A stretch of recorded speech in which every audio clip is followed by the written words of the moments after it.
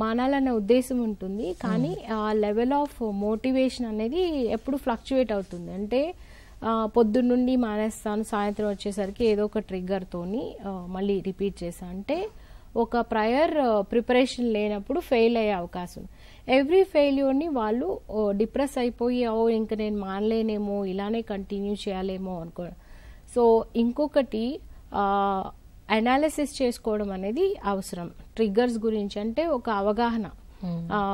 థెరపీకి వచ్చిన వాళ్ళలో we do that psycho education. అసలు ఈ జబ్బు ఏంటి, దీనిలో ఏముంటుంది, నువ్వు ఎందుకు ఇలా అయిపోయి, నీ కారణాలు ఏమై ఉంటాయి, ఇవన్నీ విశ్లేషణ అనాలిసిస్ చేసుకొని ఈ ట్రిగ్గర్స్ వచ్చినప్పుడు ఈ హై రిస్క్ సిచ్యువేషన్స్లో నేను ఉన్నప్పుడు నాకు ఆల్టర్నేట్ కోపింగ్ మెకానిజం అంటే ఆల్టర్నేట్ బిహేవియర్స్ ఏంటి, ఈ అవగాహన లేనప్పుడు ఫెయిల్యూర్ ఛాన్సెస్ అనేది ఎక్కువగా ఉంటాయి.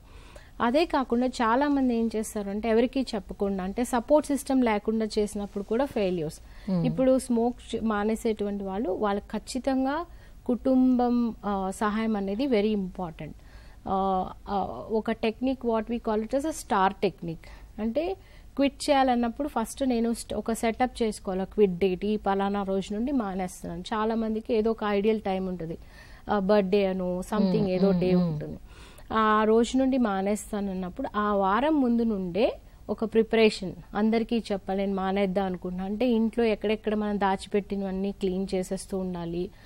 At the same time we have a kind of emergency kit అంటాం, సర్వైవల్ కిట్ అంటాం. అంటే దానిలో చూయింగ్ గమ్స్ పెట్టుకోవడం, లేకపోతే ఏదైనా హెల్దీ స్నాక్ పెట్టుకోవడం. ఎందుకంటే అది వచ్చినప్పుడు క్రేవింగ్ వచ్చినప్పుడు somewhere you have to replace it with something healthy activity. ఇలాగా సర్వైవల్ కిట్ అని ఒకటి ఉంటుంది. తర్వాత ఫ్యామిలీకి ఇన్ఫార్మ్ చేస్తాము. సో మన ఎన్వైర్న్మెంట్ నుండి అన్ని టొబాకో ప్రోడక్ట్స్ని ఎంత సాధ్యమైతే అంత. మోస్ట్ ఆఫ్ ద టైం అందరూ ఎన్వైర్న్మెంట్ ఎలా అసోసియేట్ ఉంటుంది, ఆఫీస్ నుండి వచ్చేటప్పుడు ఒక దగ్గర ఆగుతారు, స్మోక్ చేస్తారు, వస్తారు. So we have to change the direction of your coming to your home. ఇన్ని మార్పులు అనేవి ఏమంటారు పకడ్బందీగా చేస్తేనే you will be successful. So ఒక సెటప్ డేట్ పెట్టుకోవాలి and tell everybody, your friends, your family. ఎందుకంటే వాళ్ళ సపోర్ట్ కూడా చాలా అవసరం మనం ఈ సమస్య నుండి బయటపడాలి అంటే.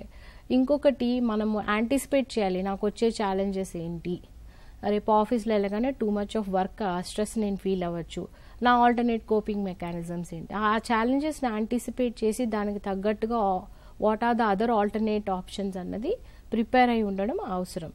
ఆ తర్వాత remove all the tobacco products from your home, from nearby. ఎక్కడెక్కడ మనం వెళ్తాం అక్కడక్కడంతా. And most of the time మనము తినే ఈటరీస్ కూడా you choose a place where you can smoke. అంటే ఎక్కడైతే నిర్బంధించరో, ఐ మీన్ అంటే ఆంక్షలు పెట్టరో అలాంటి ప్లేసెస్కే వెళ్ళి స్మోక్ చేస్తూ తినడము అలాగ అసోసియేట్ అవుతుంది. So change those places. So ఇలాంటి మార్పులు చేసుకుంటే సాధ్యం అవుతుంది ఏంటంటే మనము ఈ టొబాకో నుండి దూరంగా ఉండే అవకాశాలు అనేవి ఎక్కువగా ఉంటాయి.